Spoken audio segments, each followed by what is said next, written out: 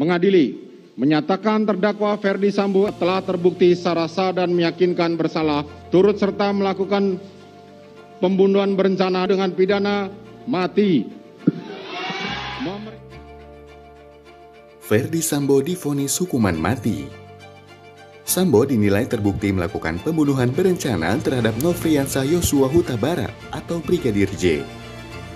Vonis ini lebih berat dari tuntutan jaksa penuntut umum, yakni penjara seumur hidup. Berbicara soal hukuman mati di Indonesia, ternyata nggak sedikit terpidana yang malah terkatung bertahun-tahun di balik jeruji besi. Mereka nggak kunjung dapat kepastian kapan eksekusi mati dilakukan. Mengapa eksekusi mati di Indonesia kerap lama dilaksanakan?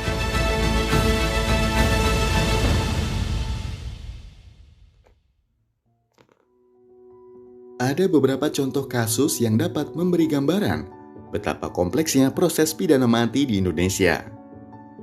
Ini 3 terpidana bom Bali 1 yang sudah dieksekusi mati: Amrozi, Imam Samudra, dan Ali Gufron alias Mukhlas. Ketiganya adalah aktor di balik tewasnya 202 orang di kawasan Kuta. Oleh majelis hakim, ketiga pelaku divonis pidana mati pada 2003. Namun, untuk mengeksekusi vonis itu butuh waktu 5 tahun, tepatnya pada 2008 di Nusa Kambangan, Cilacap. Beda trio bom Bali 1, beda pula dengan Sumiersi dan Sugeng.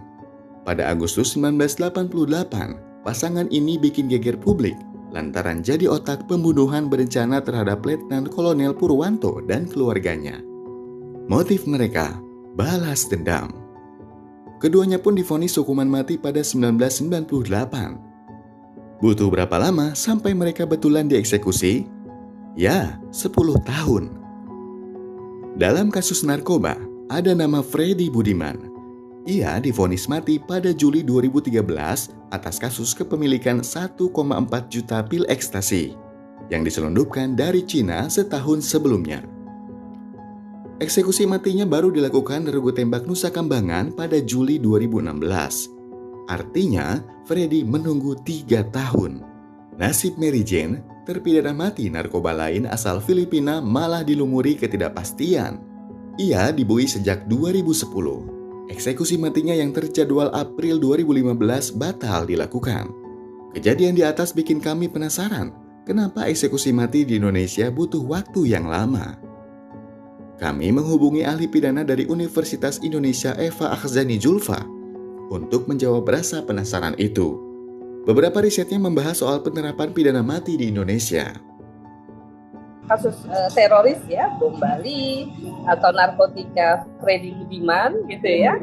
Kita ingat itu kan upaya keras dari Presiden Joko Widodo untuk kemudian melakukan satu katakanlah diskresi yang luar biasa untuk percepatan pelaksanaan hukuman mati. Gitu. Jadi kalau memang secara natural ya menunggu antrian memang lama, kecuali kalau memang ada dorongan dari pemerintah. Oke, dari sini kata kuncinya adalah dorongan pemerintah. Tapi yang paling lama adalah proses eksekusi biasanya, karena kita tahu antrian eksekusi ya. Satu, kejaksaan selalu mengatakan anggarannya ini kan luar biasa besar, gitu ya. Sementara antrian eksekusi untuk terpidana mati yang sudah ada aja sudah banyak gitu. Ya, jadi Ferdi Sambo harus, kalaupun mau dieksekusi harus nunggu antrian. Baik, poin kedua ialah daftar tunggu eksekusi mati yang sudah menumpuk. Data yang dirilis Institute for Criminal Justice Reform atau ICJR menyebut kalau jumlah terpidana mati yang menunggu dieksekusi naik 13% ketimbang 2020. Nah, data dari Kemenkumham menunjukkan terdapat 404 terpidana mati yang masuk dalam deret tunggu untuk dieksekusi. Nggak cuma antrean, eksekusi mati juga bertopang pada biaya.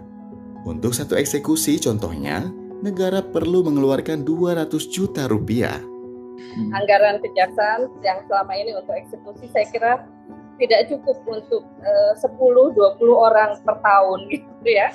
Jadi kalau menunggu antriannya sudah bisa dibayangkan. Dari satu hasil penelitian misalnya yang dibuat oleh Komnas HAM, seingat saya perhitungan anggaran itu kan sekitar 2 miliar per tahun, gitu ya, untuk pelaksanaan eksekusi mati. Sementara per eksekusi mati itu membutuhkan kurang lebih 200 juta. Jadi bayangkan kalau 1 tahun berarti cuma 20 gitu ya. 10 malah gitu ya, 10 ya, sementara antriannya ratusan. Proses hukum yang berlapis turut memperpanjang masa tunggu eksekusi mati. Karena status putusan Sambo belum ingkrah, maka dia bisa melakukan banding, kasasi, sampai peninjauan kembali atau PK.